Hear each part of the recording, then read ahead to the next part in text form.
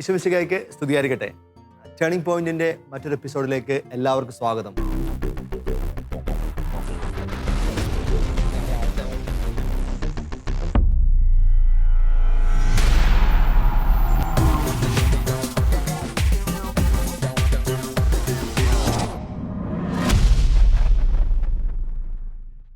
Shalom TV യുവജനങ്ങൾക്ക് വേണ്ടി ഒരുക്കുന്ന ഈ കാലഘട്ടത്തിന് പ്രത്യേകതകൾ മനസ്സിലാക്കി വിശുദ്ധമായ ജീവിതം നയിക്കുവാനായി യുവജനങ്ങളെ സഹായിക്കുന്ന ഒരു സ്പെഷ്യൽ യൂത്ത് പ്രോഗ്രാമാണ് ടേണിംഗ് പോയിന്റ്. അതിന് ഇന്ന് നമ്മോടൊപ്പം ഉള്ളത് പാലക്കാട് നിന്നുള്ള 4 യുവജനങ്ങൾ തന്നെയാണ്. കാരണം യൂത്ത് പ്രോഗ്രാമിന് അവർ തന്നെയാണ് ഈ യൂത്തിന്റെ കാര്യങ്ങൾ അഡ്രസ്സ് ചെയ്യുന്നു തോന്നുന്നു. നമുക്കൊന്ന് അവരെ പരിചയപ്പെടാം പ്ലീസ്. ഞാൻ റോണ ജോസ്, പാലക്കാട് അഗളി ഫാത്തിമാത ഇടവകയിൽ നിന്ന് വരുന്നു.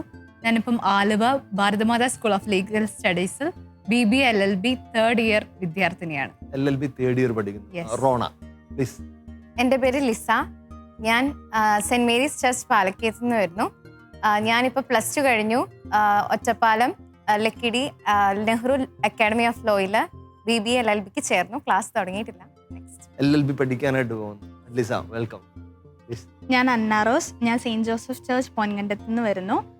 ഞാൻ തൃശ്ശൂർ ഗവൺമെന്റ് ലോ കോളേജിൽ BBA LLB പഠിക്കുക. 3rd year BBA LLB. അടുത്ത ആളും LLB തന്നെയാണ്. പ്ലീസ്. എൻ്റെ പേര് നവീൻ റോയ്. എൻ്റെ ഇടവക പ്ലാപ്പറ്റ ഹോളി ക്രോസ് ദേവാലയമാണ്. ഞാനിപ്പം തൃശ്ശൂർ ഗവൺമെന്റ് ലോ കോളേജിൽ ചേച്ചിയുടെ ജൂനിയർ ആയിട്ട് LLB പഠിക്കുന്നു. എന്തായാലും നമുക്കിന്ന് നമ്മുടെ യുവജനങ്ങളുടെ കാര്യങ്ങൾ ഡിസ്കസ് ചെയ്യാൻ വേണ്ടി 4 ലോ സ്റ്റുഡൻസ് ആണ് വന്നിരിക്കുന്നത്. അവർ നിയമവശങ്ങളിലൂടെയൊക്കെ ആത്മീയത നമുക്ക് കൃത്യമായിട്ട് യുവജനങ്ങളുടെ ആത്മീയത പറഞ്ഞു തരും. ഞാനിങ്ങനെ ഒരു കഴിഞ്ഞ ജാനുവരി മാസത്തിൽ ഈ വർഷം ആരംഭത്തിൻ്റെ മാസത്തിൽ ഒരു തിയോളജിക്കൽ കോൺഫറൻസ് അറ്റൻഡ് ചെയ്യാൻ വേണ്ടി ഈ വർഷം സിനോഡ് ഓൺ സിനോഡാലിറ്റിയുടെ കോൺഫറൻസ് ബാംഗ്ലൂർ ക്രൈസ്റ്റ് കോളേജ് ക്യാമ്പസിൽ വെച്ച് നടത്തുന്നത് ഒരു ഇന്റർനാഷണൽ കോൺഫറൻസ് ആയിരുന്നു. അത് പങ്കെടുക്കാൻ വേണ്ടി സാധാരണ ഇതുപോലത്തെ ഈ കോൺഫറൻസുകളൊക്കെ നല്ല ബോറ് സെറ്റപ്പുകളാണ്. കാരണം ഭയങ്കരമായിട്ട് വലിയ വിദേശത്ത് കുറേ ആൾക്കാരൊക്കെ വരും, ഭയങ്കര ഗഹനമായ പേപ്പറുകളൊക്കെ അവതരിപ്പിക്കും. ഈ സിനോഡ് ഓൺ സിനോഡാലിറ്റി ഭയങ്കര ഇൻട്രസ്റ്റിംഗ് സബ്ജക്റ്റ് ആയതുകൊണ്ടും ഞാനിപ്പോൾ ജസ്റ്റ് ഇങ്ങനെ PhD കഴിഞ്ഞ് വന്നുകൊണ്ട് അതിൻ്റെ ഫ്രഷ്നസ് ഇരിക്കുന്നുണ്ട്. ഞാനും അറ്റൻഡ് ചെയ്ത് തീരുമാനിച്ചു. 3 ദിവസം അറ്റൻഡ് ചെയ്യുമ്പോൾ തീരുമാനിച്ചു. ഞാനവിടെ ഈ ക്യാമ്പസിൽ പ്രോഗ്രാം അറ്റൻഡ് ചെയ്തപ്പോൾ എനിക്ക് പരിചയമുള്ള അച്ഛനെ കണ്ടു. അച്ഛൻ്റെ കൂടെ കുറച്ച് കുഞ്ഞുങ്ങളെ കണ്ടു. ഞാൻ വിചാരിച്ചു ഈ അച്ഛൻ ബാംഗ്ലൂരൊക്കെ വന്നതല്ലേ, കുറച്ച് പിള്ളേരെ കൊണ്ട് കറങ്ങാൻ വന്നതായിരിക്കും എന്ന് വിചാരിച്ചു. പക്ഷേ ഈ ഗഹനമായ സബ്ജക്റ്റുകളൊക്കെ ഈ പിള്ളേർ ക്ലാസ് മുഴുവൻ അറ്റൻഡ് ചെയ്യുന്നുണ്ടായിരുന്നു. അങ്ങനെയാണ് ഞാൻ ഇവരെ കാണുന്നത് ആദ്യമായിട്ട്. അന്നേ തീരുമാനിച്ചാണ് എവിടെയെങ്കിലും ഒരുമിച്ച് സംസാരിക്കണമെന്ന്. വലിയ ദൈവകൃപയാൽ അത് ഈ ഷാലോവിൻ്റെ പ്ലാറ്റ്ഫോമിൽ തന്നെ പറ്റി. എനിക്കിവർ അത്ഭുതമായിരുന്നു. അത്രയും ഗഹനമായ സഭാപഠനങ്ങളും സിനോഡ് ഓൺ സിനോഡാലിറ്റിയും ഇന്റർനാഷണൽ കോൺഫറൻസും റോമിൽ നിന്നുള്ള റിസോഴ്സ് പേഴ്സണൊക്കെ വരുമ്പോഴത്തേക്ക് ഞാൻ കിളി പോയിരിക്കുമ്പോഴത്തേക്ക് ഇവർ വളരെ ആഘോഷമായി ഫ്രണ്ടിലൊക്കെ ഇരുന്ന് അല്ലേ ഏറെക്കുറെ ആഘോഷമായിട്ട് മുഴുവൻ ക്ലാസ്സൊക്കെ അറ്റൻഡ് ചെയ്തു. എനിക്ക് ഭയങ്കര ക്യൂരിയോസിറ്റി ആയിരുന്നു. ഞാൻ പിന്നീട് ഇവരെയും കൊണ്ട് വന്ന് അരുൺ കലമട്ടത്തിൽ അച്ഛനായിരുന്നു, പാലക്കാട് രൂപതയിലെ അച്ഛനാണ്.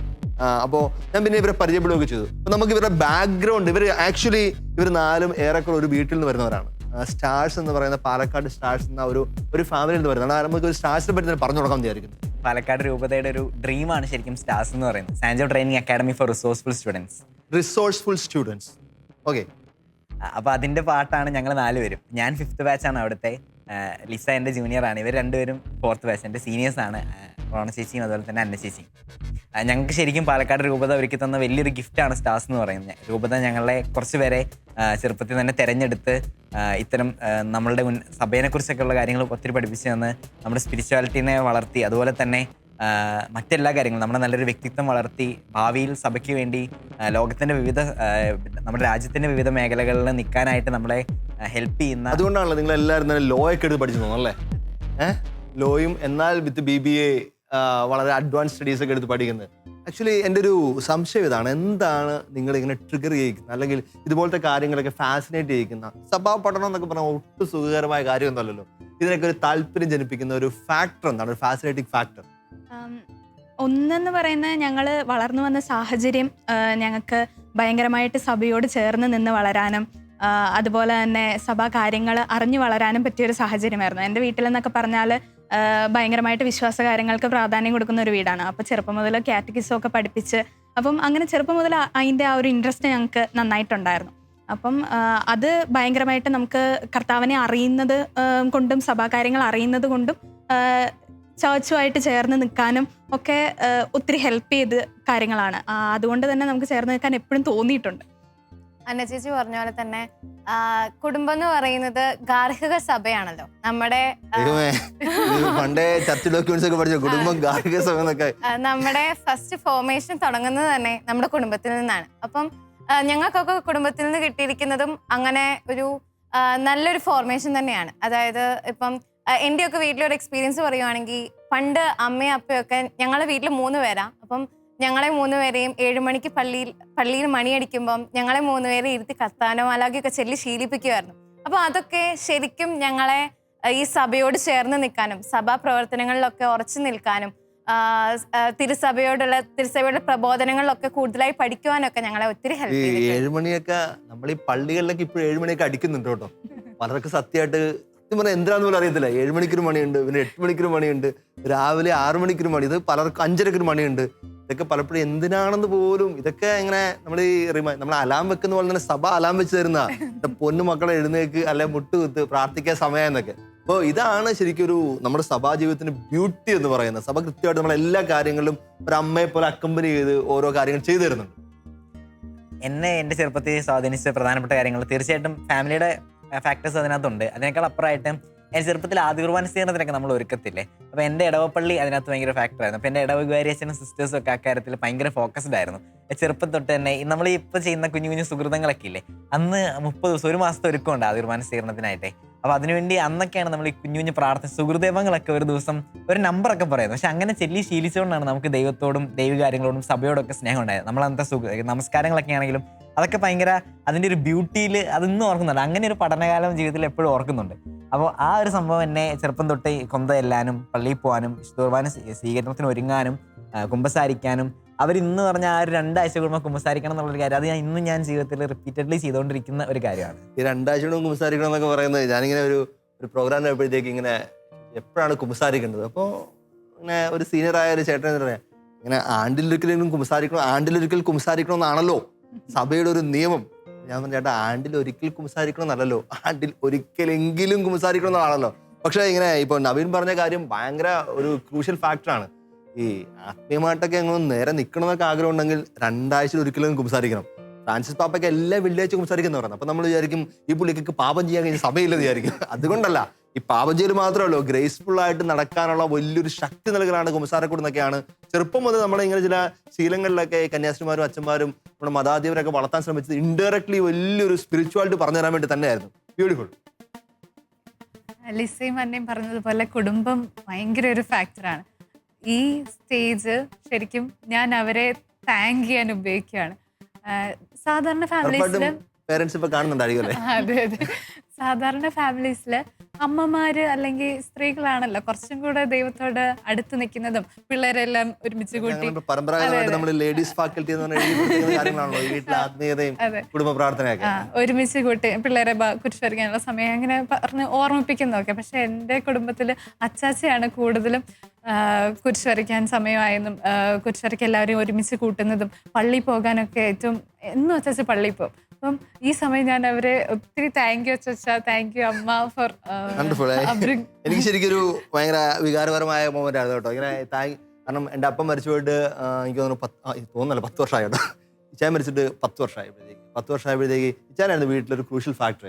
അപ്പൻ ഇങ്ങനെ വട്ടം നിന്ന് കൈയൊക്കെ പിടിച്ച് കൊന്തയെല്ലാം മുട്ടുകുത്തി നിൽക്കുമ്പോഴത്തേക്ക് നമ്മൾ മക്കൾക്ക് നിൽക്കാതിരിക്കും പറ്റത്തില്ലല്ലോ.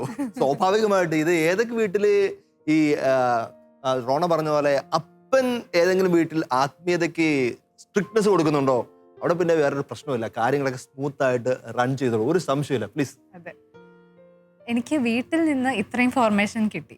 പക്ഷേ എനിക്ക് കുറേ ഡൗട്ട്സ് ഉണ്ടായിരുന്നു.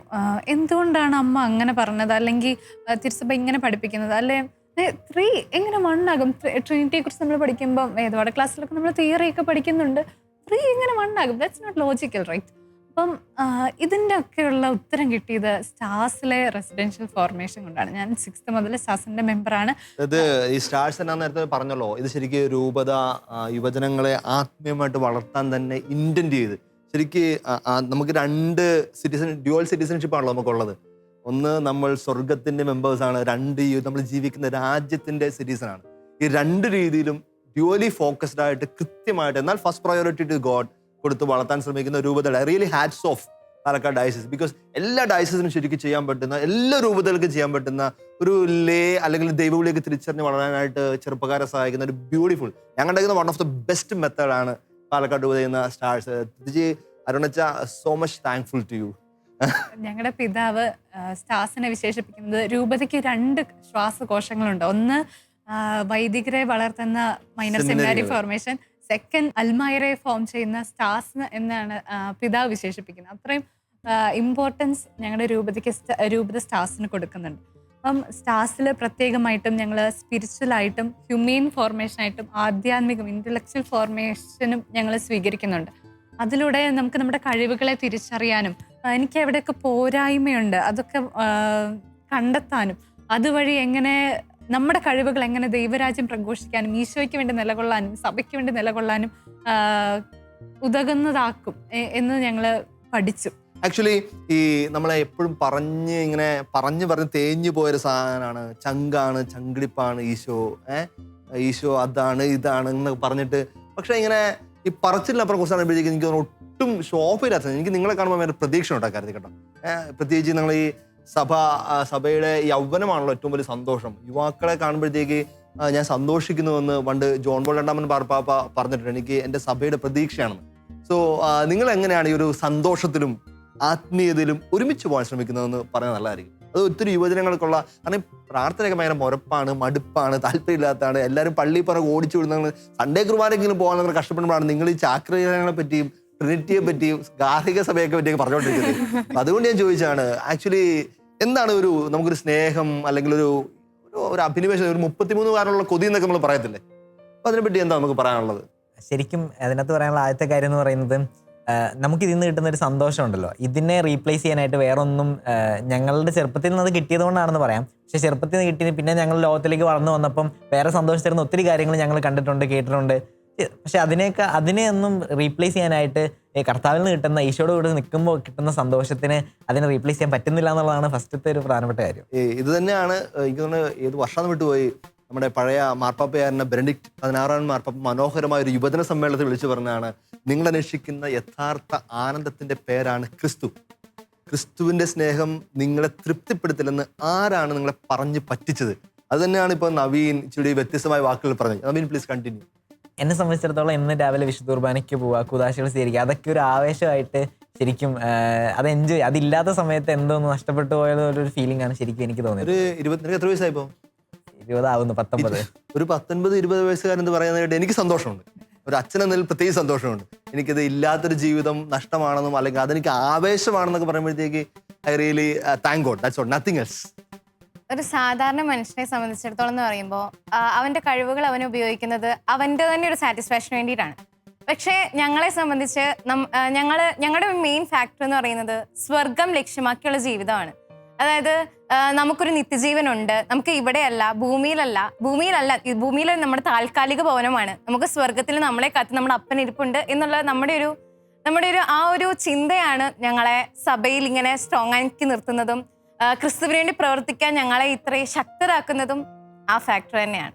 ഇതൊന്നും മുകളിൽ പറയാൻ എൻ്റെ കയ്യിൽ ഒന്നും തന്നെ ഇല്ല. അവള് ഏറ്റവും അൾട്ടിമേറ്റ് നിത്യതയെ പറ്റി തന്നെയാണ് ഉള്ളതിൽ നമ്മൾ ഏറ്റവും കുഞ്ഞ് നീയാണല്ലോ, ലിസയാണല്ലോ. പക്ഷെ ഇതിൽക്കുള്ളപ്പുറം നിത്യത നോക്കി നടക്കുന്നതിനപ്പുറം ഈ ഭൂമിയിലെ കാര്യങ്ങൾക്കൊന്നും വിലയില്ല എന്ന് ഒരു 18 വയസ്സുകാർ പറയുന്നുണ്ടെങ്കിൽ അത് തീർച്ചയായിട്ടും അവളെ വളർത്തിയ കുടുംബത്തിൻ്റെയും അവൾക്ക് സഭ കൊടുത്ത സപ്പോർട്ടിൻ്റെയും സിസ്റ്റം കൊടുത്ത അതിൻ്റെയൊക്കെ ഒരു അൾട്ടിമേറ്റ് റിസൾട്ടാണ്. ഇത് ശരിക്കും ഒരു സിനിമയുടെ ട്രെയിലർ കാണുന്ന മാത്രം ദൂരെ ഉള്ളൂ ഈ ഭൂമിയിലെ ജീവിതത്തിനൊന്നും. ഇതിനപ്പുറത്തേക്കുള്ള നിത്യത അത് ഇങ്ങനെ നമ്മൾ ഈ കാലഘട്ടത്തിന് വേണ്ടി എല്ലാം ചെയ്തുകൊണ്ടിരിക്കുന്നത്. പക്ഷേ വരും കാലത്തിന് വേണ്ടി വളരെ കുഞ്ഞു കാര്യങ്ങൾ മാത്രം ചെയ്ത് വളരെ ശുഷ്കിച്ച ആത്മീയ റിസോഴ്സ് സ്വർഗത്തിൽ ഫിക്സ് ചെയ്തിട്ടാണ് പോകുന്നത്. Thank you Lisa for this beautiful, ഏറ്റവും ബെസ്റ്റ് ആയിട്ടുള്ളൊരു എന്നെ സംബന്ധിച്ച ടേക്ക് അവേ ആണത്, ഈ നിത്യതയെ പറ്റിയുള്ള ഒരു നല്ല സ്വപ്നം. നമുക്കിനി ഇതൊക്കെ പറയുമ്പോഴത്തേക്ക് എല്ലാവരും വിചാരിക്കും ഇവരൊക്കെ നൂലൊക്കെട്ടിറങ്ങി കുഞ്ഞുങ്ങളാണ്. അങ്ങനെയൊന്നും അല്ലല്ലോ. ഇവരെല്ലാവരുടെ സ്ട്രഗിൾസുകളും ബുദ്ധിമുട്ടുകളും എല്ലാം ഉള്ളതാണ്. ബട്ട് ആക്ച്വലി എന്താണ് നിങ്ങളെ സ്ട്രെങ്തൻ ചെയ്യുന്നത്, നിങ്ങളുടെ ആത്മീയ ജീവിതത്തെ പിടിച്ചു നിർത്തുന്നത്, നിങ്ങളുടെ പുറത്തുള്ള സ്കൂൾ ലൈഫിലും കോളേജ് ലൈഫിലും എല്ലാ കാര്യം പിടിച്ചു നിർത്തുന്ന നിങ്ങളൊരു ഏറ്റവും ശക്തിയും ബലമൊക്കെ എന്തൊക്കെയാണ്? ഇപ്പം ഞങ്ങളിപ്പോൾ പറയുന്ന കേൾക്കുമ്പോൾ തോന്നും ഞങ്ങൾ ഇങ്ങനെ ഒരു നല്ല വിശ്വാസ ജീവിതത്തിൽ അങ്ങനെ ഒരു കുടുംബത്തിൽ വളർന്നു വന്നുകൊണ്ടാണ് ഞങ്ങൾ ഇങ്ങനെ പറയുന്നതെന്ന് എല്ലാവരും വിചാരിക്കും. ഫാക്ടർ തന്നെയാണ്. അതെ. പക്ഷേ അതുകൊണ്ട് മാത്രമല്ല, നമുക്ക് ചർച്ചിൽ നിന്ന് ലഭിച്ചിട്ടുള്ള ഡോക്ട്രൈൻസും കാര്യങ്ങളും എല്ലാം ഞങ്ങൾക്ക് ഭയങ്കര റീസണബിളായിട്ടും ഭയങ്കര ലോജിക്കലായിട്ടും പഠിക്കുമ്പോൾ ഫീൽ ചെയ്തിട്ടുണ്ട്. മീൻസ് ഞങ്ങളത് ചുമ്മാ ബ്ലൈൻഡായിട്ട് നമ്മൾ വിശ്വസിച്ച് പോകുക മാത്രമല്ല, നമുക്കത് കൃത്യമായിട്ട് ധാരണയുണ്ട്. ഞങ്ങൾ എന്തുകൊണ്ട് അതിൽ വിശ്വസിക്കുന്നത്, ഇതാണ് സത്യം എന്നുള്ളൊരു ബോധ്യം ഞങ്ങൾക്ക് എല്ലാവർക്കും ഉണ്ട്. ആ ഒരു ബോധ്യം ഭയങ്കര ഇമ്പോർട്ടൻ്റ് ആയിട്ടുള്ള ഫാക്ടറാണ്. പിന്നെ ഒരു കാര്യം എന്ന് പറഞ്ഞാൽ, നമുക്കിങ്ങനെ എത്രയൊക്കെ ബോധ്യങ്ങളുണ്ടെങ്കിലും ചില സമയത്ത് പല പ്രലോഭനങ്ങളും നമുക്ക് നമ്മുടെ പിയർ ഗ്രൂപ്പ് അങ്ങനത്തെയാണ്. അപ്പം നമുക്ക് പലതും അങ്ങനെ തെറ്റ് ചെയ്യാനൊക്കെ ഉള്ള തോന്നലുകളുണ്ടാവും. ആ സമയത്ത് ഞങ്ങളെ പിടിച്ചു നിർത്തുന്നതെന്ന് പറഞ്ഞാൽ, ഇങ്ങനെ വിശ്വാസത്തിൽ അടിയുറച്ച് ജീവിക്കുന്ന ഒരു കൂട്ടം ആളുകൾ ഞങ്ങൾക്ക് സപ്പോർട്ടിനായിട്ടുണ്ട്. ഇപ്പോൾ സ്റ്റാർസിൽ ഉള്ള എല്ലാ കുട്ടികളും ഞങ്ങൾ ഒരുമിച്ച് നല്ല ഫെയ്ത്തിൽ വളരുന്ന കുട്ടികളാണ്. അപ്പം ഞങ്ങൾ ആ ഒരു കമ്മ്യൂണിറ്റിയിലേക്ക് തിരിച്ചു പോയി ഞങ്ങളുടെ വിഷമങ്ങളൊന്ന് ഡിസ്കസ് ചെയ്യുമ്പം അവരതിനെക്കുറിച്ച് പറഞ്ഞു തരുമ്പോൾ ഞങ്ങൾക്ക് കിട്ടുന്ന സപ്പോർട്ട് ഭയങ്കര വലുതാണ്. അതുപോലെ തന്നെ കോളേജിലാണെങ്കിലും ഞങ്ങൾക്ക് ജീസസ് യൂത്ത് ഉണ്ട്. അപ്പോൾ ജീസസ് യൂത്ത് പ്രെയർ ഗ്യാതറിങ്സ് ഞങ്ങൾ കൂടാറുണ്ട്. ആ സമയത്തൊക്കെ നമ്മുടെ ഫെയ്ത്തിനെ നമ്മളൊന്ന് തളർന്നിരിക്കുവാണെങ്കിലും ഒന്ന് ഉയർത്തിപ്പിടിക്കാനൊക്കെ അതെ ജീസസ് യൂത്ത് ഒക്കെ ഒരുപാട് ഹെൽപ്പ് ചെയ്യുന്നുണ്ട്. എനിക്ക് അന്നെ പറഞ്ഞതിൽ 2 കാര്യങ്ങളും ഭയങ്കരമായിട്ട് സ്ട്രൈക്ക് ചെയ്തു. ഒന്ന് ഈ സഭാ പ്രബോധനങ്ങൾ എന്നൊക്കെ പറയുന്നത്. സഭാ പ്രബോധനങ്ങളെ പറ്റി റീസെന്റ് ഒരു ചെറുപ്പക്കാരി പറഞ്ഞ വാക്ക് എനിക്ക് ഭയങ്കര സ്ട്രൈക്ക് ആയിരുന്നു. നമ്മൾ പറയാണ്, ഈ സഭാ പ്രബോധനങ്ങളൊക്കെ നമ്മൾ 3D കണ്ണാടി വെച്ച് വായിക്കണം. നമ്മൾ 3D സിനിമകൾ ചുമ്മാ നമ്മൾ കണ്ടു കഴിഞ്ഞാൽ ഒരു ഫീലും തോന്നില്ലായിരിക്കും. പക്ഷെ ശരിക്കും 3D ഫെയ്ത്തിൻ്റെ 3D വെച്ച് വായിക്കുകയാണെങ്കിൽ അതിൻ്റെ ഉള്ളിലുള്ള ശരിക്കും മുത്തും പൗഴും ഒക്കെ മനസ്സിലാവുന്നത്. എനിക്ക് ഭയങ്കര റെവലേഷൻ ആയിരുന്നു. നമ്മൾ എത്ര ബോറായിട്ടാണ് പല സഭാവചനം ഇതൊക്കെ വായിച്ചപ്പോൾ മനസ്സിലാകാത്ത ലാംഗ്വേജും അബ്സ്ട്രാക്ട് കാര്യങ്ങളെന്നൊക്കെ പറയുമ്പോഴത്തേക്ക് എനിക്ക് ഭയങ്കര ഒരു ഐ ഓപ്പണിങ് സ്റ്റേറ്റ്മെന്റ് ആണ്. രണ്ടാമത്തെ കാര്യം എന്നെ പറഞ്ഞ പോലെ ഈ ഒരു ഫ്രണ്ട്ഷിപ്പ്, നല്ല പ്രാർത്ഥിക്കുന്ന കുറച്ച് സൗഹൃദങ്ങൾ ഉണ്ടാവുന്നത്, വിശുദ്ധമായ സൗഹൃദങ്ങൾ. ഇപ്പോൾ സഭയിൽ വലിയ വലിയ വിശുദ്ധരുടെ കൂട്ടം, ഇപ്പോൾ ഏറ്റവും വലിയ എക്സാമ്പിൾ ഈ ജെസ്യൂട്ട്സിന്റെ ആരംഭം തന്നെയാണ്. ഒരു ഹോസ്റ്റലിൽ താമസിച്ച 3 കൂട്ടുകാരിൽ നിന്നാണ് ഈ വലിയ ജെസ്യൂട്ട് എന്ന് പറയുന്ന വലിയ സമൂഹം ഉണ്ടാകുന്നത്. Francis Xavier, Ignatius of Loyola, Peter Faber, 3 പേരിൽ നിന്നാണ് ഈ വലിയൊരു ഫ്രണ്ട്ഷിപ്പ് സർക്കിളിൽ നിന്നാണ് ഇതുപോലത്തെ വലിയ ഞാൻ വളരെ പ്രതീക്ഷയോടെ നിങ്ങൾ നോക്കിക്കൊണ്ടാണ് പറഞ്ഞത്, വലിയ വിശുദ്ധ സമൂഹം നിങ്ങളുടെ കൂട്ടായ്മയിൽ നിന്ന് ഉണ്ടാവട്ടെ എന്നുള്ളത്. Okay, let's continue. അന്ന പറഞ്ഞതിനോട് എനിക്ക് ആഡ് ചെയ്യാനുള്ളൊരു കാര്യം, നമ്മളെ ഏറ്റവും കൂടുതൽ ഫെയ്ത്തിൽ അടിയുറച്ച് നിൽക്കാൻ സഹായിക്കുന്നത് കാത്തലിക് ഡോക്ട്രിൻസിൻ്റെ സ്റ്റഡിയാണ്. അപ്പം അത് നമുക്ക് ആദ്യമൊന്നും മനസ്സിലാകത്തൊന്നുമില്ല. എന്നാലും ജോൺ പോൾ II മാർപ്പാപ്പ പറഞ്ഞൊരു കാര്യമുണ്ടല്ലോ, സ്വർഗത്തിലേക്ക് ഉയരുന്ന പക്ഷി, സഭ എന്ന പക്ഷിയുടെ 2 വിങ്സ് ആണ് വിശ്വാസവും യുക്തിയും. ഒന്നില്ലാതെ മറ്റതിന് എക്സിസ്റ്റൻസ് ഇല്ല. അപ്പം വിശ്വാസം നമുക്ക്, ഫെയ്ത്ത് നമുക്ക് അത്യാവശ്യത്തിനുണ്ട്. പക്ഷെ ഇത് എന്തുകൊണ്ട് നമ്മൾ ഇതിൽ വിശ്വസിക്കുന്നു എന്ന് അറിഞ്ഞാലേ നമുക്ക് ആ കൺവിക്ഷൻസിലോട്ട് രൂപപ്പെടുത്താൻ പറ്റത്തുള്ളൂ. അപ്പം വായിക്കും തോറും അതിൻ്റെ സ്വീറ്റ്നെസ്, തിരുസഭയുടെ ഡോക്ട്രിൻസിൻ്റെ റിച്ച്നെസ് മനസ്സിലാകും. അപ്പം അത് നമ്മളെ ഒരുപാട് ഫെയ്ത്തിൽ അടിയുറച്ച് നിൽക്കാൻ സഹായിക്കും. എന്ത് പ്രതിസന്ധി ഉണ്ടായാലും കത്തോലിക്ക സഭയുടെ കൂടെ നിൽക്കാൻ നമ്മളെ സഹായിക്കും. ശരിക്കും ഇതൊരു മനോഹരമായിട്ട് നമ്മൾ മനസ്സിലാക്കേണ്ട ഭാഗമാണ്. നമ്മളിപ്പോൾ പലപ്പോഴും ഇങ്ങനെ വിഷമത്തോടൊക്കെ പറയാറുണ്ട്, നമ്മുടെ കുഞ്ഞുങ്ങളൊക്കെ തിരുസഭ വിട്ട് മറ്റു മതങ്ങളിലേക്ക് പോകുന്നു, മറ്റ് വിഭാഗങ്ങളിലേക്ക് പോകുന്നു. അവർ ഇത്രയും വർഷം സൺഡേ സ്കൂളിലൊക്കെ പഠിച്ചതല്ലേ, എന്നിട്ട് അവർക്ക് എന്തുകൊണ്ട് പോകാൻ പറ്റി? അല്ലെങ്കിൽ ഈ പെന്റക്കോസ്റ്റൽ ആൾക്കാരൊക്കെ വന്ന് നമ്മൾ ഹോസ്റ്റലിലൊക്കെ ക്യാൻവാസ് ചെയ്യുമ്പോൾ നമുക്ക് മറുപടി ഒന്നും പറയാൻ പറ്റുന്നില്ല. ശരിക്കും അത് ഇവർ പറഞ്ഞ പോലെ നമുക്ക് അറിവില്ലാത്തതുകൊണ്ടാണ്, നമ്മൾ എഫേർട്ട് എടുത്ത്, തിരുസഭ തരാത്തതുകൊണ്ടല്ല, എഫേർട്ട് എടുത്ത് പഠിക്കാത്തതുകൊണ്ടും നമ്മളതിന്റെ ബ്യൂട്ടി മനസ്സിലാക്കാത്തതിന് കുറവ് തന്നെയാണ്. ഇതൊന്ന് കുറച്ചുകൂടിയൊക്കെ സിംപ്ലിഫൈ ചെയ്തൊക്കെ ഇതുപോലത്തെ കാര്യങ്ങളൊക്കെ നമ്മുടെ ഇടവകളിലൊക്കെ ചർച്ചക്കൊക്കെ വെക്കുകയാണെങ്കിൽ ബ്യൂട്ടിഫുൾ ആയിരിക്കും. ചെറിയ +2 വരെയുള്ള കാറ്റഗിസം മാത്രമായിരുന്നെങ്കിൽ നമുക്ക് ഒരു ബോധ്യം കിട്ടില്ലായിരുന്നു. നമ്മളത് അപ്ലൈ ചെയ്യാൻ തുടങ്ങുന്നല്ലേ ഉള്ളൂ. അതുകൊണ്ട് ബോധ്യം വരണമെങ്കിൽ കുറച്ചും കൂടെ പഠിക്കണം. പഠിച്ച ബോധ്യങ്ങൾ, പഠിച്ച ഡോക്ട്രിൻസ് എല്ലാം മറ്റുള്ളവരോട് പറഞ്ഞ് ഡിബേറ്റിനൊക്കെ വെക്കുവാണെങ്കിൽ നമുക്ക് പിന്നെയും പഠിക്കാനും ഇത് പ്രതിസന്ധികളൊക്കെ വരുമ്പം ഇതൊക്കെയാണ് നമ്മുടെ യുവജന കൂട്ടായ്മകളൊക്കെ ഇടവുകളിലൊക്കെ സംഘടിപ്പിക്കേണ്ട കാര്യങ്ങൾ. നമ്മൾ ഈ വളരെ സോഷ്യൽ കാര്യങ്ങളിലൊക്കെ വേണ്ടി സിന്താവ് വിളിക്കാനും സമരം നടത്താനും പിന്നെ അതിന്റെ പേരിന ഈ മെഡിക്കൽ ക്യാമ്പ് നടത്താനൊക്കെ ആവേശം കാണിക്കുമ്പോൾ നല്ലതാണ്, അതൊക്കെ വേണം. പക്ഷെ എനിക്ക് തോന്നുന്നു നമ്മുടെ ആത്മീയ ചുറ്റുപാടിൽ ഏറ്റവും ആദ്യം നടക്കേണ്ടത് നമ്മുടെ തിരുസഭ എന്താണെന്നും അതിന്റെ ബ്യൂട്ടി എന്താണെന്ന് മനസ്സിലാക്കി. ഇപ്പോൾ നമ്മുടെ കുറേ സ്ഥലങ്ങളിലൊക്കെ അപ്പോളജറ്റിക്സ് യങ്സ്റ്റേഴ്സ് വരുന്നുണ്ട്, ബ്യൂട്ടിഫുൾ ആയിട്ട് വളരെ മനോഹരമായിട്ട്. കോളേജിലൊക്കെ പഠിക്കുന്ന കുട്ടികളൊക്കെ സീരിയസ് ആയിട്ട് അഗസ്റ്റിനെയും അതുപോലുള്ള ആൾക്കാരെയൊക്കെ പഠിച്ചിട്ട് തന്നെ നന്നായിട്ട് അപ്പോളജറ്റിക്കൽ വേയിൽ നന്നായിട്ട് സംസാരിക്കുന്നവർ ഉണ്ടാവുന്നുണ്ട്. വളരെ നല്ലൊരു സഭയുടെ മുന്നേറ്റമാണ്. ഈ കാലത്ത് പരിസ്ഥാപനം വന്ന ഏറ്റവും വലിയ ഗിഫ്റ്റ് ആയിട്ടാണ് കരുതുകയാണ്. ഇത് എന്നാലും ഹൈലൈറ്റ് ചെയ്ത് പറഞ്ഞാൽ നന്നായി. പിന്നെ ഒരു ഇമ്പോർട്ടൻറ്റ് ഫാക്ടറായിട്ട് എനിക്ക് തോന്നിയിട്ടുള്ളതാണ് വിശുദ്ധ കുർബാന. നമ്മൾ എന്നും വിശുദ്ധ കുർബാനയിൽ പങ്കെടുക്കുമ്പം അതായത് അവിടെ നമുക്ക് വേണ്ടി നമ്മുടെ പാപങ്ങൾക്ക് വേണ്ടി മരിച്ച ഈശോനെയാണ് നമ്മൾ വിശുദ്ധ കുർബാനയിൽ എന്നും അനുസ്മരിക്കുന്നത്. അപ്പം ഈശോ അത്രത്തോളം നമുക്ക് വേണ്ടി സഹിച്ച് പീഡകൾ സഹിച്ച് മരിച്ച് ഉയർത്തെഴുന്നേറ്റ് നമുക്ക് വേണ്ടി ഉയർത്തെഴുന്നേറ്റെങ്കിൽ നമുക്ക് വരുന്ന കുഞ്ഞു കുഞ്ഞി മുറിവുകളും ത്യാഗങ്ങളൊക്കെ നമുക്ക് ആ വിശുദ്ധ കുർബാനയുടെ മുമ്പിൽ നമുക്കൊന്നുമല്ല എന്ന് തോന്നും. അപ്പം അവിടെ നമ്മൾ കുറച്ചു നേരം ആരാധനയുടെ മുമ്പിലോ അല്ലെങ്കിൽ ആ വിശുദ്ധ കുർബാനയിൽ പങ്കെടുക്കുമ്പം അത് വലിയൊരു റിലീഫാണ് നമ്മളെ സംബന്ധിച്ചിടത്തോളം. നമ്മുടെ ത്യാഗങ്ങളിൽ നിന്നും നമ്മുടെ ആ മുറിവുകളിൽ നിന്നൊക്കെയുള്ള നമുക്ക് അതിനുള്ള വലിയൊരു റിലീഫാണ് നമുക്ക് ആ വിശുദ്ധ കുർബാന എന്ന് പറയുന്നത്. എനിക്ക് രണ്ട് കാര്യം ഓർമ്മ വന്നു. ഒന്ന്, നമ്മളുടെ ഏറ്റവും ജൂനിയർ ലിസാണ്. പക്ഷെ ലിസ് പറയുമ്പോഴത്തേക്കും ഒരു ആധികാരികമായിട്ടാണ് പറയുന്നത്. എനിക്ക് തോന്നുന്നു ലിസ് ഇതൊക്കെ കഴിഞ്ഞിട്ട് നീ LLB ഒക്കെ കഴിഞ്ഞിട്ട് ചർച്ച് സ്റ്റഡീസ് ഒക്കെ നടത്തി നീ ഒരു തിയോളജി ഒക്കെ പഠിപ്പിക്കുന്ന ഒരാളായി മാറണ ഭയങ്കര പവർഫുൾ ആണ്. അങ്ങനെ പ്രവാചകൻ പറഞ്ഞെന്ന് കരുതിക്കോളൂ. രണ്ടാമത്തെ കാര്യങ്ങൾ പറഞ്ഞപ്പോൾ ഈ കുർബാനയെ പറ്റി പറഞ്ഞപ്പോഴത്തേക്ക് കുർബാനയിൽ നമ്മൾ ഓഫർ ചെയ്യണം. എനിക്ക് എൻ്റെ അമ്മച്ചി പഠിപ്പിച്ച, ഞാൻ തിയോളജി PhD വരെ കഴിഞ്ഞിട്ട് എനിക്ക് ഇപ്പോഴും ഓർമ്മയുള്ള ഏറ്റവും ബെസ്റ്റ് യൂക്കറിസ്റ്റിക് തിയോളജി എൻ്റെ അമ്മച്ചി എന്നെ പഠിപ്പിച്ച തിയോളജിയാണ്. അമ്മച്ചനെ പറഞ്ഞിട്ടുണ്ട്, നീ പള്ളിയിലൊക്കെ പോകുമ്പോഴത്തേക്കുണ്ടല്ലോ അച്ഛൻ ഇങ്ങനെ കാസയും പിരാസൊക്കെ പൊക്കുമല്ലോ, ചുമ്മാ എറിഞ്ഞ് കൊടുക്കണം. നിന്റെ പ്രശ്നങ്ങളും വിഷമങ്ങളും സ്വപ്നങ്ങളും എറിഞ്ഞു കൊടുക്കണം. പിന്നെ അതിൽ കിടക്കുന്നത് രണ്ടും കൺവേർഷൻ നടക്കുന്നുണ്ടല്ലോ. അതാണല്ലോ നമ്മൾ ട്രാൻസ് സബ്സ്റ്റാൻഷിയേഷൻ നടന്ന് പുതിയ ഇതായി മാറുന്നത്, ഈശോയുടെ തിരിച്ചറിയ. അപ്പോൾ നിന്റെ ഇന്റൻഷൻസും എല്ലാം പുതിയതായിക്കൊള്ളുന്നു. ഏറ്റവും ബെസ്റ്റ് കാര്യമാണ് ഇപ്പോൾ നമ്മൾ പങ്കുവെക്കപ്പെട്ടത്. അടുത്തൊരു പ്രധാനപ്പെട്ട കാര്യം എൻ്റെ ലൈഫിൽ തോന്നിയത് വിശുദ്ധ കുമ്പസാരമാണ്.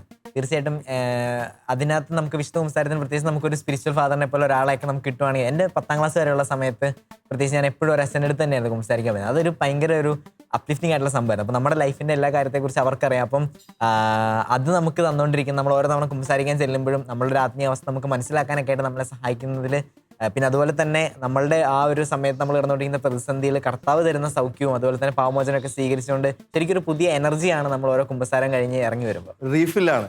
എനിക്ക് ഞാൻ ഈ നവീൻ പറഞ്ഞ ഭാവം ഒന്ന് ഹൈലൈറ്റ് ചെയ്യണം കേട്ടോ. നിങ്ങൾ ആത്മീയമായിട്ട് ജീവിക്കാൻ ആഗ്രഹിക്കുന്നുണ്ടെങ്കിൽ you must have a regular confessor. ശരിക്കും നമുക്ക് തുടർച്ചയായിട്ട് പോകാൻ പറ്റുന്ന അവൈലബിൾ ആയ സമയം. നമ്മൾ സാധാരണ കുമ്പസാരത്തെ പറയുമ്പോൾ നമ്മൾ നൈസായിട്ട് പെട്ടെന്ന് ഒരു അച്ഛൻ ഇരിക്കുന്നത് എന്നാൽ പോയി കുമ്പസാരിച്ചേക്കാന്ന് വിചാരിച്ചിട്ട് കുർബാനയ്ക്ക് തൊട്ടുമ്പോൾ ഓടിപ്പോയി നൈസായിട്ട് കാര്യത്തിൽ ഓടിപ്പോരും. എനിക്ക് തോന്നുന്നു ഉറപ്പായിട്ട് അതിന് പാപമോചനം കിട്ടും. പക്ഷെ കിട്ടേണ്ട കുറേ ഗ്രേസ് ആയിട്ട് ആഡ് ചെയ്യപ്പെടുന്നില്ല. ശരിക്കും നമ്മളെ കുറച്ച് ഗ്രേസ് ആഡ് ചെയ്യപ്പെടുന്ന നമ്മൾ സമയം എടുത്ത് പ്രിപ്പയർ ചെയ്ത് പറ്റുമെങ്കിൽ റെഗുലറായിട്ട് നല്ലൊരു സമയമൊക്കെ അച്ഛനെ കണ്ടുപിടിച്ച് ഇടയ്ക്കൊക്കെ പോയി കണ്ട് റെഗുലറായിട്ട് പോകാമെങ്കിൽ സ്പിരിച്വൽ ഡയറക്ഷനും കൺഫെഷനൊക്കെ ആയിട്ട് പോകാമെങ്കിൽ ചുമ്മാ നമ്മുടെ പ്രശ്നങ്ങളുടെയൊക്കെ മേലെ നമുക്ക് പുഷ്പം പോലെ നടന്നു പോകാൻ പറ്റും. ഈ ആത്മീയമായിട്ട് വളർന്ന എല്ലാ മനുഷ്യരുടെ ഹിസ്റ്ററി, നമ്മൾ ഏത് വിശുദ്ധ ചരിത്രം വായിച്ചോ അതിനകത്ത് എല്ലാം ബാക്ക്ഗ്രൗണ്ടിൽ ആത്മീയപിതാവ് ഉണ്ടായിരുന്നു. ഉറപ്പായിട്ട് അവരെ നയിക്കാൻ വേണ്ടി ആത്മീയമായിട്ട് കാര്യങ്ങൾ പറയാൻ വേണ്ടി ഒരാളുണ്ടായിരുന്നു. അപ്പോൾ നല്ലൊരു കാര്യമാണ് പറഞ്ഞു വെച്ചത്. നമ്മൾ ഇത്രയും ആത്മീയ വളർച്ചയുടെ കാര്യങ്ങളും സഭ ഇഷ്ടപ്പെടുന്ന കാര്യങ്ങളും ഈശോ ഇഷ്ടപ്പെടുന്ന കാര്യങ്ങളും ഇപ്പം ഞാൻ ഔട്ട് ഓഫ് ക്യൂരിയോസിറ്റി ആയിട്ട് ചോദിച്ചിട്ട് നിങ്ങൾക്ക് ഇങ്ങനെ നിങ്ങൾ ദൈവവിളി ഐഡന്റിഫൈ ചെയ്തോ? ദൈവവിളി എന്താണെന്ന് ആഗ്രഹിച്ച് പ്രാർത്ഥിക്കുന്നുണ്ടോ? ദൈവവിളി തിരഞ്ഞെടുത്തോ? കാരണം നിങ്ങളൊരു സ്പിരിച്വൽ ഫോർമേഷനിലൂടെ കടന്നു പോകുന്ന ഒരാളല്ലോ. എൻ്റെ ഒരു സ്വാഭാവികമായ ചോദ്യമാണ്. ദൈവത്തിനെ സംബന്ധിച്ച് പറയുമ്പോൾ ചെറുപ്പം മുതൽ ഞാൻ പലരുടെ നിന്ന് കേട്ട് വളർന്ന അച്ഛന്മാരുടെ അടുത്ത് ആണെങ്കിൽ കേട്ടുന്നൊരു കാര്യമാണ് അതിനുവേണ്ടി പ്രാർത്ഥിക്കണം എന്നുള്ളത്. അപ്പോൾ ഞാൻ ചെറുപ്പം മുതൽ അതിനുവേണ്ടി പ്രാർത്ഥിക്കുമായിരുന്നു. പക്ഷെ കംപ്ലീറ്റ് ഒരു ഡിസേൺമെന്റിൽ ഇപ്പോഴും എത്തിയിട്ടില്ല. പക്ഷെ എങ്കിൽ പോലും നമുക്കതിനകത്ത് ഇപ്പം നമുക്ക് പല കാര്യങ്ങളിൽ പല ഫാക്ടേഴ്സ് ഉണ്ടാവുമല്ലോ. അതായത് നമ്മളൊരു ദൈവം തിരഞ്ഞെടുക്കുന്നതിൽ നിന്ന് പിന്തിരിപ്പിക്കുന്ന ഒത്തിരി കാര്യങ്ങളുണ്ടാവുമല്ലോ. അപ്പം അതിനെയൊക്കെ നമ്മൾ എങ്ങനെ ഓവർകം ചെയ്യണം? ചോദ്യം എന്നോടാണ്. ദൈവവിളി ഐഡന്റിഫൈ ചെയ്യാനും ദൈവവിളി ഇങ്ങനെ ഞാനൊരു ഡിഫോൾട്ട് പിള്ളേരെ പിടുത്തക്കാരനാണ്.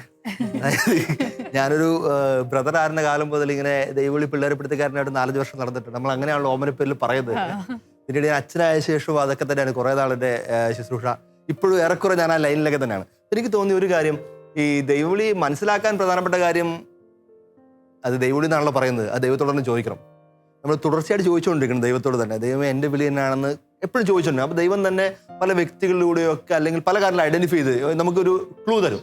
രണ്ടാമത്തെ കാര്യം നമ്മൾ നന്നായിട്ട് വായിക്കണം. ഫസ്റ്റ് ഓഫ് ഓൾ ബൈബിൾ വായിക്കണം കൃത്യമായിട്ട്. ഈ ബൈബിൾ എന്നൊക്കെ പറഞ്ഞാൽ കൃത്യമായിട്ട് നമ്മുടെ പ്രവചനങ്ങളുടെയും നമുക്കുള്ള പ്രോമിസസുകളുടെ ബുക്കാണല്ലോ. ഇൻഡിവിജ്വലി നമ്മുടെ ബൈബിൾ എനിക്കുള്ള പ്രോമിസാണ്. നമ്മൾ വായിച്ചാലേ ഈ പ്രോമിസസ് ഒക്കെ മനസ്സിലാവത്തുള്ളൂ. എന്നെ പറ്റിയുള്ള ദൈവിക പദ്ധതി കൃത്യമായിട്ട് എൻ്റെ ബൈബിൾ എഴുതി വെച്ചിട്ടുണ്ട്. അത് ഒരു സംശയമില്ല. അത് നമ്മൾ വായിക്കാത്തതുകൊണ്ട് നമുക്ക് മനസ്സിലാവാതെ പോകുന്നതാണ്. അതുപോലെ തന്നെ ഈ ബൈബിള് സിംപ്ലിഫൈ ചെയ്ത അല്ലെങ്കിൽ കോണ്ടെക്സ്റ്റലൈസ് ചെയ്ത അല്ലെങ്കിൽ ഇൻകൾച്ചറേറ്റ് ചെയ്ത ആളാണ് വിശുദ്ധര്. ഈ വിശുദ്ധരെ നമ്മൾ നന്നായിട്ട് വായിക്കണം. ഇപ്പോഴും പല ടൈപ്പ് പല വെറൈറ്റീസ് ഓഫ് വിശുദ്ധരുടെ എത്ര വെറൈറ്റി ഉള്ളത്. ഇതൊക്കെ വായിക്കുമ്പോൾ ദൈവം നമ്മൾ ഉറപ്പായിട്ട് സംസാരിക്കും.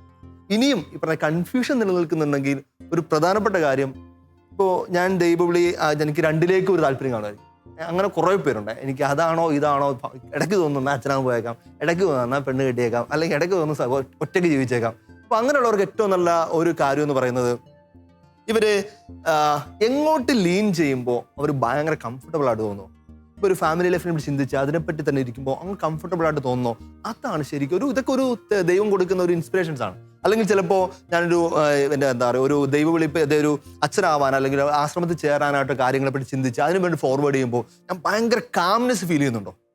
ഈ നമ്മൾ അതായത് be still and calm, know I am your God. ദൈവം പറഞ്ഞില്ല, നീ ശാന്തമാവുന്നത് തന്നെ എനിക്ക് ശാന്തത എവിടെ ലഭിക്കുന്നോ അത് ഭയങ്കര എനിക്കൊരു എന്താ പറയുക നമുക്കൊരു കൺഫർമേഷനാണ്. അതുപോലെ തന്നെ വേറൊരു മികച്ച കൺഫർമേഷൻ, ടേക്ക് മാക്സിമം എക്സ്പോഷർ. നിങ്ങൾക്ക് ഇപ്പോൾ പറ്റുന്ന ഏറ്റവും നല്ല കാര്യം ഇതാണ്. ഇപ്പോൾ നിങ്ങൾ ഈ ഒരു പ്രായത്തിൽ നിങ്ങൾക്ക് യാത്ര ചെയ്യാനൊക്കെ ഒത്തിരി സാഹചര്യങ്ങളുള്ളതുകൊണ്ട് നിങ്ങൾ ഒത്തിരി കോൺഗ്രിഗേഷൻസ് ഒക്കെ പോയി കാണണം, ഡിഫറെൻറ്റ് ലൈഫ് സ്റ്റൈൽ കാണണം. ഇപ്പോൾ സിംഗിൾസ് ആയിട്ട് ജീവിക്കുന്നവരെ കൂടെ പോയി താമസിച്ച് അവർ മനസ്സിലാക്കണം. ഈ ഫാമിലി ലൈഫിൽ തന്നെ ഒത്തിരി മിനിസ്റ്റർ ചെയ്യുന്നവരുണ്ടല്ലോ. ഇപ്പോൾ ഫ്രോണ്ടിയർ മിനിസ്ട്രീസ്, അല്ലെങ്കിൽ തെരുവിലുള്ളവർക്ക് മിനിസ്റ്റർ ചെയ്യുന്നവരുണ്ട്, ധ്യാന മിനിസ്റ്റർ ചെയ്യുന്നവരുണ്ട്, അങ്ങനെ കുറേ മിനിസ്റ്റർ ചെയ്യുന്ന ഫാമിലീസ് ഉണ്ട്. അവരുടെ കൂടെ പോയി താമസിക്കണം. ആശ്രമങ്ങളിൽ അച്ഛന്മാരൊപ്പോ അല്ലെങ്കിൽ സിസ്റ്റേഴ്സിൻ്റെ ഒപ്പം പോയി താമസിച്ച് ഡിഫറൻസ് ലൈഫ് കാണണം. അപ്പോൾ ചിലയിടത്തൊക്കെ ചെല്ലുമ്പോഴത്തേക്ക് ഈ വിശുദ്ധ ബെനഡിക്റ്റ്, നമ്മുടെ തെരേസ ബെനഡിക്റ്റ് എന്ന് പറയുന്ന 2ാം ലോക മഹായുദ്ധത്തിൽ മരിച്ചുപോയ ഒരു ഫേമസ് എഡിത്ത് സ്റ്റെയിൻ എന്നാണ് ശരിക്കുള്ള പേര്. എഡിത്ത് സ്റ്റെയിൻ ഇങ്ങനെ ഭയങ്കര ഹൈ എൻഡ് ഫിലോസഫർ. ഒരു രാത്രി യാത്രാമധ്യേ ഒരു മഠത്തിൽ ഒരു കാർമലൈറ്റ് കോൺവെന്റിൽ ജസ്റ്റ് വന്ന് താമസിച്ചത് മാത്രം അവൾ ചെയ്ത് തെറ്റ്. പിന്നെ ദൈവം സഹായിച്ച് അവിടെ ഒരു പുസ്തകം ഇരിപ്പുണ്ടായിരുന്നു. അത് അമ്മ ത്രേസ്യയുടെ ജീവചരിത്രമായിരുന്നു. ഒരു രാത്രി ഒരു തടിച്ച പുസ്തകം അവൾ വായിച്ച് തീർത്ത് പിറ്റേ ദിവസം അവൾ തീരുമാനിച്ചു ഇതെന്റെ സ്ഥലമാണെന്നുള്ളത്. ഇതൊരു ദൈവവിളി നമ്മളെ കണ്ടെത്തുന്ന different which is open. First of all നമ്മൾ ഓപ്പൺ ആയിരിക്കണം ദൈവത്തിന്റെ ഹൃദയത്തോട്. അപ്പോൾ ദൈവം സ്വാഭാവികമായിട്ട് തന്നെ നമ്മൾ സംസാരിച്ചിട്ടുണ്ടെങ്കിൽ വിചാരിക്കുന്നു. അതാണ് ദൈവവിളി കണ്ടെത്തുന്നത് ഏറ്റവും ആയിട്ട്. പിന്നെ എൻ്റെ കവറിംഗ് സ്റ്റേറ്റ്മെന്റ് ഉണ്ട്, ദൈവം ഇത് പേരൻസ് അല്ല മക്കളുടെ ദൈവവിളി കണ്ടെത്തേണ്ടത്, അത് തീരുമാനിക്കേണ്ടത്. ഇപ്പോൾ മക്കൾക്കൊക്കെ അത് കഠിനമായ ആഗ്രഹം ഉണ്ടെങ്കിൽ ഉറപ്പായിട്ടും അവരെ തടയരുത്. ഇപ്പോൾ ഒറ്റ മക്കളൊക്കെ ആയതുകൊണ്ട് ചിലപ്പോൾ ദൈവവിളി എന്നൊക്കെ പറഞ്ഞാൽ അച്ഛനാവാൻ ചിലപ്പോൾ വിടത്തില്ലായിരിക്കും, അല്ലെങ്കിൽ സിസ്റ്റം വിടത്തില്ലായിരിക്കും. അല്ലെങ്കിൽ ഒരു കാലഘട്ടത്തിൽ പ്രശ്നമൊക്കെ ഉണ്ടല്ലോ, പല ഈ സംഭവങ്ങളൊക്കെ എയറിലുള്ളത് കൊണ്ട് ഇതിനൊന്നും വേണ്ട എന്നൊക്കെ പേരൻസ് മക്കളുടെ നന്മയൊക്കെ പറയുന്നതായിരിക്കും. പക്ഷെ എന്നാലും they are not the one. ദൈവം ഏൽപ്പിച്ച ഗിഫ്റ്റ്. അവരുടെ പിതാവ് അങ്ങനെ പറയുന്നത്, ദൈവം നിങ്ങളെ വളർത്താൻ, നിങ്ങളുടെ മക്കൾ നിങ്ങളുടേതല്ല, ദൈവം നിങ്ങളെ വളർത്താൻ ഏൽപ്പിച്ച സമ്മാനങ്ങൾ മാത്രമാണ്. അതുകൊണ്ട് don't take decision on behalf of them. ദൈവം ഇത് പേരൻസ് ഒന്നും മോശമായിട്ട് വിചാരിക്കരുത്. നിങ്ങൾക്ക് മക്കളുടെ മേൽ ഡിസിഷൻ എടുക്കാൻ അനുവാദമില്ല. നിങ്ങൾക്ക് അഭിപ്രായങ്ങൾ പറയാം, ദൈവഹിതം മനസ്സിലാക്കിയിട്ട് ഇവർക്ക് പറഞ്ഞു കൊടുക്കാം. ഐ തിങ്ക് ക്ലാരിഫൈഡ് ആണെന്ന് വിചാരിക്കുന്നു. അപ്പോൾ നമ്മുടെ സമയക്കുറവ് മൂലം നമ്മൾ ഈ എപ്പിസോഡ് നമ്മൾ പൂർത്തിയാക്കുകയാണ്. വളരെ ഇവർക്ക് ഇനി ഒത്തിരി കാര്യങ്ങൾ പറയാനുണ്ട്. നമ്മൾ വീണ്ടും ഇവരെ കൂട്ടിക്കൊണ്ട് വരും. അപ്പോൾ ഇവർ പങ്കുവെച്ച കാര്യങ്ങളൊന്നും നമുക്ക് പ്രാർത്ഥനയാക്കി മാറ്റി നമുക്ക് അവസാനിപ്പിക്കും. ഇവരൊന്നേ പറഞ്ഞോളൂ, ശരിക്കും ദൈവത്തെ കൂട്ടുപിടിച്ച് ദൈവത്തെ അറിഞ്ഞ വഴികൾ, ദൈവം നടത്തുന്ന വഴികളിലൂടെ നടന്ന് സഭയെ സ്നേഹിച്ച്, തിരുസഭയെ സ്നേഹിച്ച് യൗവനം സന്തോഷത്തിലായിരിക്കുക. അതിന് കൂദാശകളും തിരുവചനവും സഭാപഠനവും ഒക്കെ തന്നെയാണ് നമ്മളെ സഹായിക്കാനുള്ള ഏറ്റവും നല്ല വഴി. ഒറ്റ വഴിയേ ഉള്ളൂ, അത് ലിസ പറഞ്ഞു വെച്ചതുപോലെ നിത്യതയിലേക്കുള്ള വഴിയാണ്. എൻ്റെ ദൈവമേ, ഞങ്ങൾ ഒന്നുചേർന്ന് പ്രാർത്ഥിക്കുന്നു. കർത്താവായ ഈശോയെ, ഈ നിത്യതയെ പറ്റിയുള്ള സ്വപ്നം ഞങ്ങളുടെ യൗവനത്തിൽ തന്നെ ഞങ്ങൾക്ക് ഉറപ്പിച്ചു തരണമേ. ഒത്തിരി മക്കള് യഥാർത്ഥ സ്നേഹമായി നിന്നെ മറന്ന് ലോകത്തിന്റെ ഇഷ്ടങ്ങളിലും താല്പര്യങ്ങളിലും പ്രലോഭനങ്ങളൊക്കെ പെട്ട് പോകുന്നുണ്ട്. പക്ഷേ അങ്ങയുടെ മക്കൾ ഇപ്പൊ പ്രഘോഷിച്ചതുപോലെ ഞങ്ങളുടെ ഫസ്റ്റ് പ്രയോറിറ്റി ഗോഡ്, എൻ്റെ ആദ്യത്തെയും അവസാനത്തെയും പ്രയോറിറ്റി ദൈവമാണ്. ദൈവം ആഗ്രഹിക്കുന്ന വഴിക്ക് പോകാനാണ് എനിക്ക് താല്പര്യം. തിരുസഭയിലൂടെ സ്വർഗം നോക്കി നടക്കുന്ന വലിയൊരു തലമുറ ഉണ്ടാവട്ടെ. ഇസ്രയേൽ ജനം വാഗ്ദത്ത ഭൂമിയിലേക്ക് ഒന്നു ചേർന്ന് മോശയുടെ നേതൃത്വത്തിൽ പോയ പോലെ ഞങ്ങളെല്ലാവരും ഈ ഭൂമിയിൽ യാത്രക്കാരാണെന്നും ഈ ഭൂമിയിൽ ഞങ്ങൾ നേടുന്നതൊക്കെ വെറും ചെറിയ കാര്യങ്ങൾ മാത്രമാണെന്നും നിത്യതയിലേക്ക് നോക്കി നടക്കുക എന്നുള്ളതാണ് ഞങ്ങളുടെ പ്രധാന കാരണമെന്ന്, അതിന് വേണ്ടുന്ന മാത്രം കൂടെ കൂട്ടണമെന്നും വല്ല ബോധ്യമൊക്കെ ഞങ്ങൾക്ക് യൗവനത്തിൽ തന്നെ തരണമേ. ഞങ്ങൾ ദൈവവിളി തിരിച്ചറിയാൻ, അതിന് ആഴപ്പെടാനൊക്കെ പരിശുദ്ധാത്മാവെ ഞങ്ങളെ പ്രത്യേകമായിട്ട് സഹായിക്കണമേ. യൗവനത്തിൽ തകർന്നു പോയിരിക്കുന്നവരെയും ബന്ധങ്ങൾ ഏർപ്പെട്ടിരിക്കുന്നവരെയും പഠിക്കാൻ പറ്റാത്തവരെയും മറ്റു പല പീഠകളിലായിരിക്കുന്ന എല്ലാ മക്കളെയും ഈശോയെ നിന്റെ തിരുഹൃദയത്തിലേക്ക് സമയം സമർപ്പിച്ച് ഞങ്ങൾ പ്രാർത്ഥിക്കുന്നു. അമ്മേ മാതാവേ, യവസപിതാവേ, സകല വിശുദ്ധരെ, പ്രത്യേകിച്ച് യൗവനത്തിൽ തന്നെ മരിച്ച് വിശുദ്ധരായവരെ ഞങ്ങളുടെ യുവജനങ്ങൾക്ക് വേണ്ടി പ്രത്യേകമായിട്ട് പ്രാർത്ഥിക്കണം. നമ്മുടെ കർത്താവ് ഈശോ മിശിഹായുടെ കൃപയും പിതാവായ ദൈവത്തിന്റെ സ്നേഹവും പരിശുദ്ധാത്മാവിന്റെ സഹവാസം ഉണ്ടായിരിക്കട്ടെ, ഇപ്പോഴും എപ്പോഴും എന്നേക്കും. മിശിഹായ്ക്ക് സ്തുതിയായിരിക്കട്ടെ. ചലം ടിവിയുടെ ഒരു youth special programme turning point